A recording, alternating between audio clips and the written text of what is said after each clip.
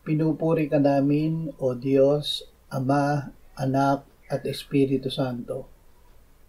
Salamat, Ama, na ibinigay mo sa amin si Jesus na iyong anak, na namatay para sa aming kasalanan, iyong muling binuhay, iniakyat at iniluklok sa iyong kanan sa langit.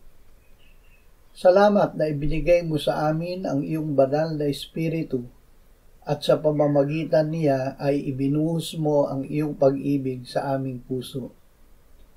Panginoong Hesus, salamat sa pagtitiyak mo na kapag kami ay nananalangin at humihingi, kami ay binibigyan. Kapag kami ay humahanap, kami ay nakakakita. Kapag kami ay tumutuktok, kami ay pinagbubuksan. Sa pamamagitan mo ay ibinibigay sa amin ng Ama ang katugunan sa lahat ng aming pangangailangan.